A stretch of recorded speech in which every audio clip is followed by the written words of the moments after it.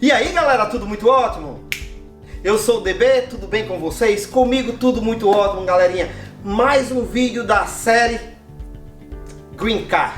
Dessa vez eu tô trazendo uma pessoa que já veio do Brasil com Green Card, galera. Mas antes da gente começar esse bate-papo, já deixo aqui de antemão para vocês. A gente não vai falar em nome de empresa alguma, certo? Ele foi um escritório de advocacia, claro que fez o processo dele, que vocês vão ver aí qual foi o processo, e depois vocês podem pesquisar aí no Google como é que vocês vão fazer isso. DB, por que você não vai falar de empresa? Porque eu não quero que esse vídeo seja tirado do ar. Ah, mas você vai estar divulgando, mas algumas empresas, principalmente aqui nos Estados Unidos, não gostam desse tipo de coisa. Então eu prefiro não falar o nome da empresa. Vou deixar aqui na descrição já de cara o Telegram. Vocês podem entrar no Telegram, me manda mensagem no privado que a gente conversa. Eu posso dizer qual foi a empresa que ele fez o Green Card dele, valeu? Então fiquem ligados aqui, galera. Eu estou aqui com o Rubem. E aí, Rubem, tudo bem? Tudo mais. Deixa eu fazer umas perguntas a você, Rubem, que eu sei que muita gente no Brasil tem essa curiosidade, até porque eu botei um vídeo há pouco tempo sobre o Green Card através do EB3, mas você já chegou aqui com o Green Card, não foi isso? Sim, foi assim. Eu dei a entrada no Brasil no processo e quando a gente chegou aqui a gente já estava autorizado a imigrar e praticamente 1 ou 2 meses depois o Green Card chegou na nossa casa. Aqui nos Estados Unidos. Estados Unidos, tá. Me diga uma coisa, qual a sua profissão no Brasil? No Brasil eu sou farmacêutico, eu sou mestre em bioquímica e eu era professor universitário. E eu sou militar da reserva, eu sou da Marinha, trabalhei 30 anos, né, na Marinha, e eu sou farmacêutico de profissão. Quando você entrou com esse processo? Antes do tempo, que processo é esse? Esse é um processo que a gente acaba descobrindo com o tempo. Eu acabei descobrindo que tem várias maneiras de se conseguir o Green Card. Uma das maneiras é chamada de habilidades especiais. Eu dei entrada nesse vídeo em habilidades especiais, que tem a sigla EB1 ou EB2, dependendo da sua qualificação, eles podem te enquadrar como EB1 ou EB2. E o que é que faz essa diferença do EB1 para o EB2? A diferença está no seu currículo. Se você tem um currículo que eles chamam de habilidades extraordinárias, eles te classificam como EB1. Se você tem um currículo que ele pode falar que você tem habilidades especiais, eles te classificam como EB2. Ah, entendi. E você classificou para o EB? Para o EB1. EB1, ok. Como é que você ficou sabendo disso? Olha, eu fiquei sabendo meio sem querer isso aí. Como é que foi? Eu vou te contar a historinha lá atrás. Em 2016 eu vim de férias para cá, aí visitei uma amiga minha, que foi uma ex-aluna minha de farmácia, que ela já estava morando aqui no Brasil. Aqui nos Estados Unidos, desculpa. E aí ela me falou: professor, por que você não tenta o visto para conseguir o Green Card, que tem um tal de habilidades extraordinárias? Ela também não sabia muito bem. Aí a gente pensou, falei, não, isso deve ser uma coisa muito difícil. Porque lá, para o brasileiro, conseguir o Green Card é uma coisa muito difícil. A gente não tem na cabeça que pode conseguir. Aí eu descartei essa ideia, voltei para o Brasil. E aí, sem também uma outra coincidência, fui ver a revista Veja e tinha uma propaganda falando sobre brasileiros que conseguiram o Green Card nos Estados Unidos através desse visto.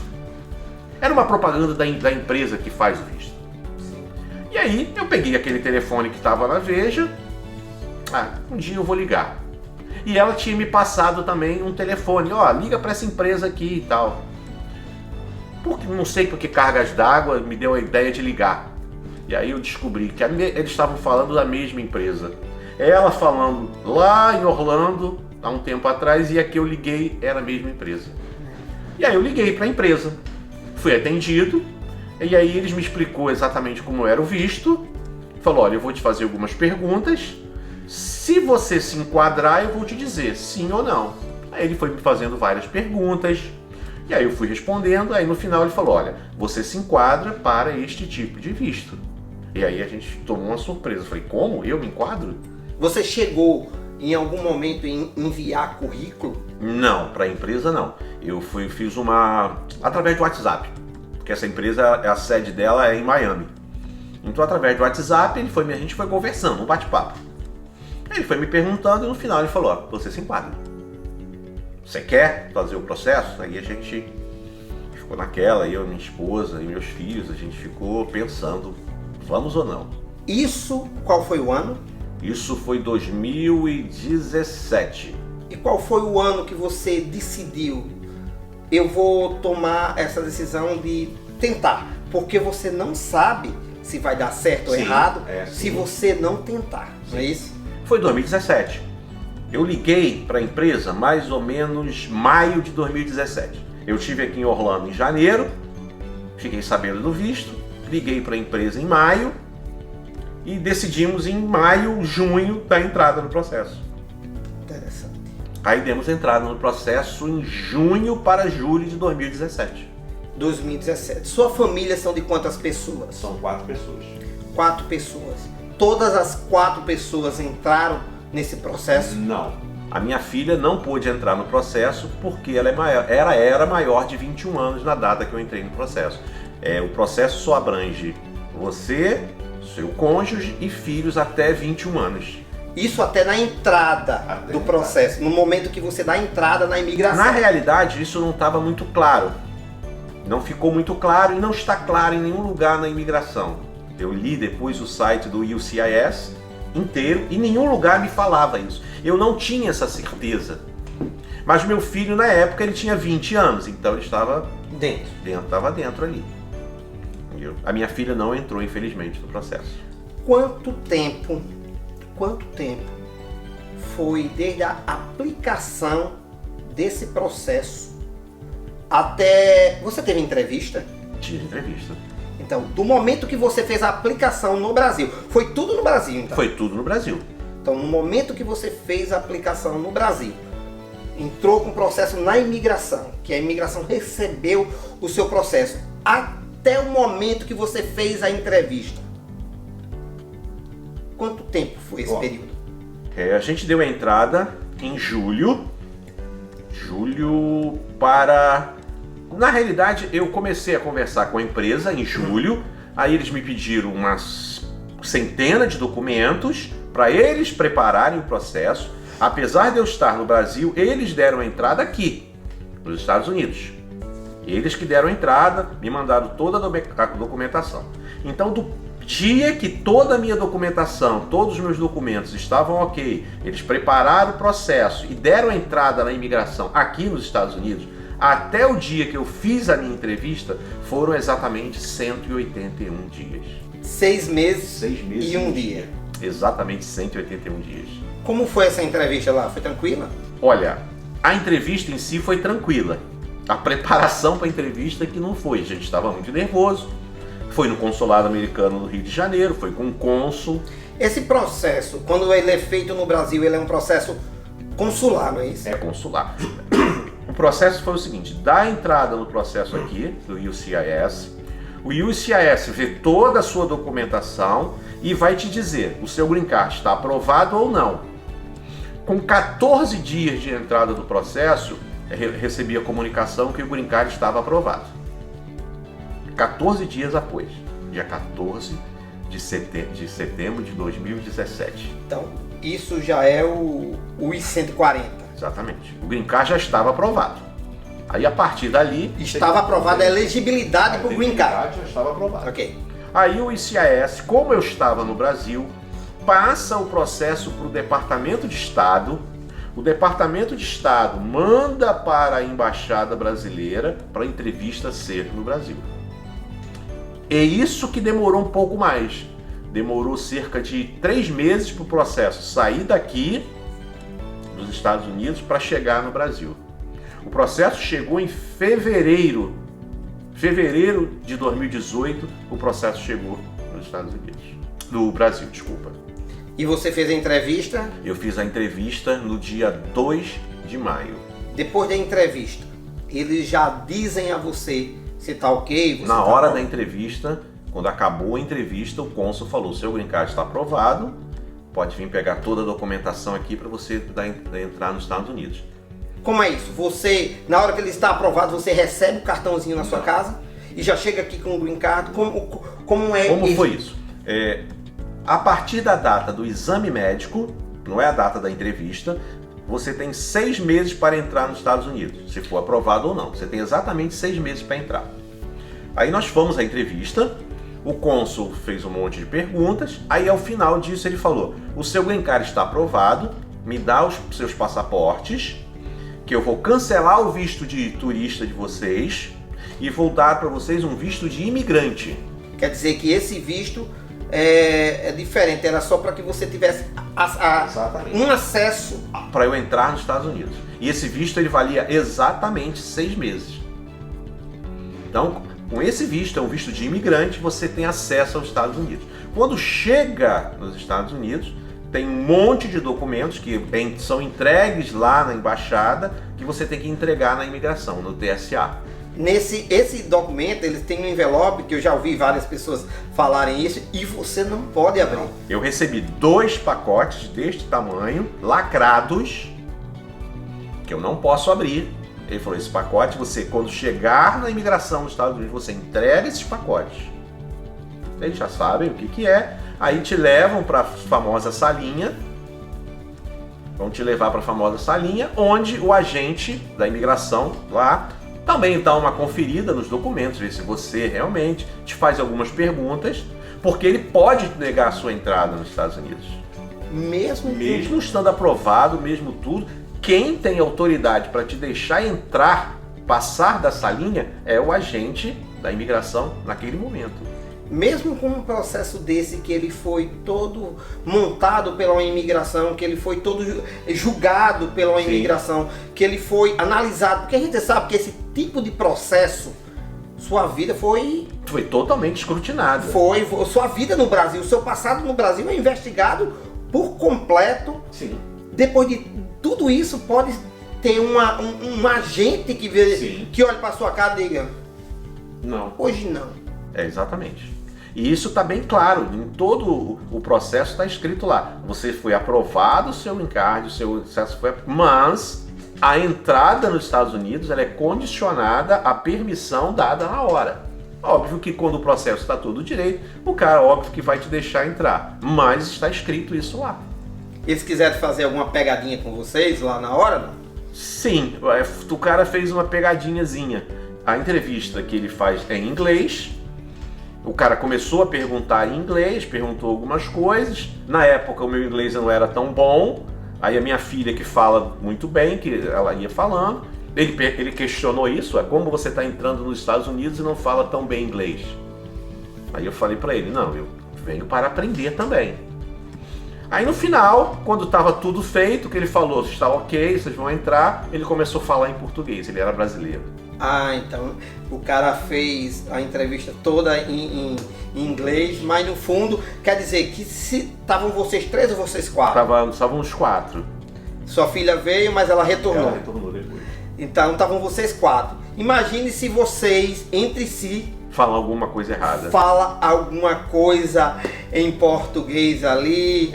Então, galera, esse fica um aviso aí para vocês, não somente nessa parte que foi uma imigração através do EB1, mas se você tiver na frente de algum oficial americano e estiver respondendo algumas perguntas, não faça comentários na sua própria língua, porque eles podem entender e isso pode deixar vocês em mais lençóis, não é isso? Sim, exatamente. Não brincar. Jamais. Não brincar, jamais, até porque é uma coisa que mexe com sua vida, né? Exatamente. Então, a gente achou bem interessante esse tipo de coisa, né? Depois ele começou a falar em português, falou normal com a gente, e a partir dali a gente entrou nos Estados Unidos. Qual a data que vocês entraram aqui? 18 de agosto de 2018. 18 de agosto. Eu me lembro, você entrou na Flórida. Exatamente. E eu estava na Flórida. Galera, eu recebi o Ruben aqui, eu dei uma mão a ele quando ele chegou, e a gente estava em férias. No mesmo momento lá no mesmo local na Flórida. A gente só não se encontrou. E eu me recordo que quando você chegou aqui, eu já estava aqui, né? Uhum. Então fui receber você e a gente foi entregar o apartamento a você. Exatamente. E eu me lembro que o corretor foi, entregou o apartamento e ele disse, DB, eu tenho que entregar outro apartamento. Você, por favor, você pode ensinar como é que usa a caixa de correio para eles? Lembra disso? Lembro, óbvio. Dessa passagem? E quando a gente entrou, quando a gente chegou no setor lá, que é aqueles boxinhos com o número dos apartamentos, a galera que me segue há muito tempo já me viu morando no Romney e era no mesmo condomínio que a gente morava. E quando a gente abriu a caixinha, Estavam as 3 cartas lá do Social Security Number. quer dizer, o Social Security já estava. Já estava lá quando eu cheguei aqui. Quanto tempo desde a sua entrada da imigração até a entrada em Boston? Foram 11 dias. Então, esses 11 dias foi exatamente o tempo que eles confeccionaram e enviaram. 2 semanas antes de pegar o avião no Brasil para cá, eles pedem um prazo desse, você tem que pagar uma taxa, que é a taxa de confecção do Green Card e do Social Security. Eles pedem um mínimo de 2 semanas para exatamente acontecer isso. Quando você chegar nos Estados Unidos, já está pronto. Então eu paguei uns 15, 20 dias antes uma taxa de $220 Cada um. Então foram $220 vezes 3. Aí eu paguei para exatamente acontecer isso. Quando a gente chegasse aqui, já estava tudo pronto. Então já estava realmente, o Green Card, o Social já estava lá. O Green Card não.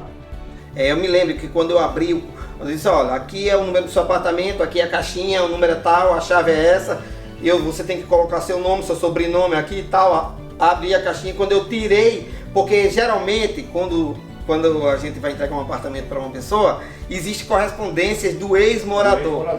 Então eu peguei aquelas correspondências, porque aquelas correspondências eu deixava no office, para que se o morador vier, ele vai lá no office e as antigas correspondências estão lá. E quando eu tirei ali, tinha várias correspondências, mas tinham 3 correspondências que eram para vocês, que era exatamente. Porque quando eu fiz o pagamento, você tem que entrar no site do CIS e colocar o seu endereço nos Estados Unidos. E a gente já tinha, porque o apartamento já estava reservado. Você já tinha recebido no Brasil. Qual era o número do apartamento, tudo direitinho. Na hora da imigração lá em Miami, quando você entrou, você precisou provar para eles aonde iria morar? Não. Eles não perguntaram se você ia ficar no hotel, se vocês iam ficar... Ele me perguntou ele acho que perguntou onde a gente ia morar. Vai morar em Boston, mas a gente vai ficar uma semana aqui passeando um pouquinho, tirar umas férias e depois a gente vai ir direto para Boston. Mas não perguntaram exatamente o local, porque isso já estava. Já estava lá. Já estava. Eu tenho que informar, antes de chegar aqui eu já tinha que informar o meu endereço. Então já estava lá no meu registro já. O tão sonhado Green Card. Quando ele chegou na sua casa? Olha, se eu não me engano, chegou um mês depois. Um mês e meio depois. Chegou primeiro, acho que foi o meu que chegou. Porque são 3 green cards diferentes e 3 datas diferentes. Chegou primeiro o meu, depois chegou o da minha esposa e o do meu filho demorou um pouco para chegar. Demorou mais um mês e pouco. Até eu tive que entrar no site, fazer uma reclamação, dizendo que não tinha chegado ainda. Aí 2, 3, 4 dias depois chegou o green card dele. Você falou aí que são 3 green cards diferentes. Sim. Com 3 datas diferentes. Como assim? A data é a mesma, mas eles não colocam junto. Por exemplo, como a família só, poderia pegar os 3, colocar no envelope e te entregar. Mas não. São 3 cartas diferentes, são individuais. Cada um tem um número. Ah, tudo bem. Não, quando você falou em data diferente, eu pensei em vencimento. Não. O vencimento é da data de entrada dos Estados Unidos. Certo. Do dia 18 de agosto. Quanto tempo de vencimento, vamos dizer, qual é o período desse green card? 10 anos. 10 anos. Que você não precisa renovar em 10 anos. Na realidade, teria que renovar em 10 anos. Não, depois, até 10 anos não precisa. Até 10 anos porque não. a gente sabe que tem alguns green cards que você é de 2 anos. Tem green card de 2, tem green card de 3, tem green card de 5 anos, dependendo do tipo de visto. Então, esse visto, que foi o EB1 que você fez, é um green card de 10 anos. Você sabe se o EB2 é de 10 anos? Eu não tenho certeza sobre isso. Eu sei que os meninos que fizeram EB3 vieram com 10 anos. Que eles estavam e vieram com 10 anos. E para aplicar para uma possível cidadania, em quanto tempo? São 5 anos. Você, portador do green card durante 5 anos, você já pode dar entrada na sua cidadania americana. Exatamente. Okay. Rubem, tem uma pergunta um pouco indelicada, mas eu sei que essa galera que está nos assistindo agora, ela gostaria de saber, tanto as pessoas que estão aqui, como as pessoas que estão no Brasil, quanto você gastou para fazer esse processo. No caso, sua família são de 4 pessoas, só que você só fez de 3, não é isso? Porque sua filha, como você disse, já não se encaixava mais. Se encaixava mais, exatamente. Quanto você gastou ao total com? Se você puder dizer quanto gastou e com que foi? Sim, os valores exatos agora eu já não me recordo mais de algumas coisas, mas mais ou menos foi. Para a empresa eu gastei $22.500, a empresa de advocacia. Honorários? De honorários. Gastei em torno de $5.000 com traduções, tudo. Então o total deu mais ou menos $27.000. Certo, esses $5.000 que você está falando com traduções e tudo, está envolvendo também a taxa da imigração. A taxa da imigração. Exames médicos. O exames médicos mais alguma coisa, porque o exame médico eu me recordo que foram R$600 para cada pessoa. R$600. Você pagou muita coisa em real, né? Sim, a parte de traduções, a parte de exame, tudo eu paguei em real. Que dá mais ou menos $7.000, tudo. Então se você pegar 22.500, $29.000 em média, mais ou menos. Hoje esse tipo de processo é um processo que muitas pessoas, muitas empresas, muitos escritórios de advocacia estão fazendo no momento. Então esse preço Na época a gente consultou, eu procurei ver, tinham poucas pessoas fazendo, eram poucos escritórios fazendo. E aí eu também procurei ver a credibilidade desse escritório, vi que eles realmente estavam fazendo para muitas pessoas no Brasil, a taxa de sucesso deles estava sendo boa, então a gente acabou aceitando, fechando com eles. Eu conheço outras pessoas que também fez esse processo igual a vocês, que gastou um pouco menos, gastou uns $4.000 a menos, mas é porque hoje, vamos dizer assim, que popularizou mais. O livre mercado, outras empresas entraram e fizeram com que esse preço caísse, né? Infelizmente é um visto que ele não é para todo mundo. Não. Porque precisa... Sim, você tem que ter alguns requisitos para esse tipo de visto. Me diga uma coisa, na hora da entrevista, o agente que estava fazendo essa entrevista com vocês, ele fez algum comentário? Tipo assim, mais um aqui pro... Não, muito pelo contrário. O cônsul na época, ele fez todas as perguntas sobre o meu currículo, sobre o currículo da minha esposa, e no final o comentário que ele fez foi positivo. Ele falou, não, esse tipo de visto é muito bom para os Estados Unidos. Quanto mais pessoas com qualificação entrarem, é melhor. Ele falou, eu gosto desse tipo de visto, eu gosto de pessoas com qualificação entrando nos Estados Unidos. Com esse green card na mão, você é farmacêutico, você pode exercer Não. a profissão de farmácia aqui, não? Eu posso trabalhar em qualquer empresa, de farmacêutico, né? Mas não como farmacêutico. Eu posso trabalhar como analista, como por exemplo eu estou enviando currículo para várias companhias aqui como analista, não como farmacêutico. Para farmacêutico eu tenho que revalidar o meu diploma. E esse processo de revalidação de diploma, ele é bem complicado, ele é bem longo. Mas você vai tentar esse processo? Não. Hoje eu já cheguei à conclusão que eu não vou tentar o processo de revalidação. É muito longo, requer muito estudo e eu sinceramente não quero passar por esse processo mais. Já estudei muito. Então, hoje você já está na reserva da aeronáutica, sua esposa já é aposentada, vocês estão aqui, então você trabalha numa farmácia, não é aqui? Sim. Você trabalha na CVS. Isso. Então você tem como fazer as coisas. Mas é isso, Rubem, muito obrigado aí por esse bate-papo. Eu sei que vai abrir mente de muita gente. Uma última pergunta. Você conhece muita gente? Muita não, você conhece pessoas que assim como você conseguiram nessa sua qualificação? Sim, conheço outras pessoas. E todo mundo conseguiu. Inclusive a pessoa que ele indicou. Sim, tá. Eu conheço acho que umas 4 pessoas. Após o processo, a gente vai começando a conhecer as pessoas, umas 4 pessoas que deram entrada e as 4 conseguiram. Quando você começa a entrar num processo desse, a gente começa a ler, a gente começa a se inteirar. E aí você descobre que existem N maneiras de se conseguir o green card nos Estados Unidos. Quando a gente é leigo no Brasil, a gente acha que é um passo impossível. Mas quando você começa a ler, que eu acho que as pessoas têm que, em vez de começar a comentar um monte de coisa, tem que começar a ler, elas vão entender que não é tão difícil assim e não é tão impossível assim. Existem várias maneiras de chegar ao green card. Mesmo com o green card na mão, você e sua esposa estudaram inglês? Sim, sim. Eu estudo inglês praticamente desde que eu cheguei aqui. Nós dois estudamos inglês praticamente desde que a gente chegou aqui. Porque o inglês é fundamental.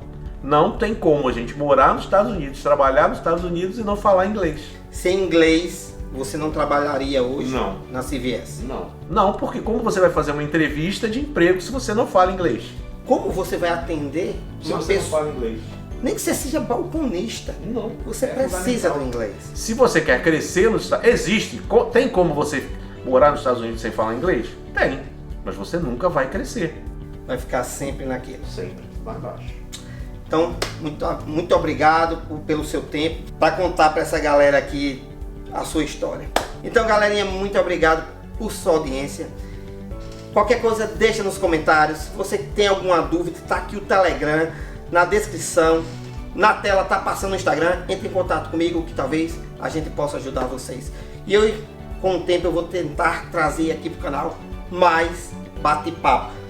Vale lembrar, eu não sou repórter, eu não sou entrevistador. Isso aqui é um bate-papo de dois amigos. Valeu, galera. Vejo vocês no próximo vídeo.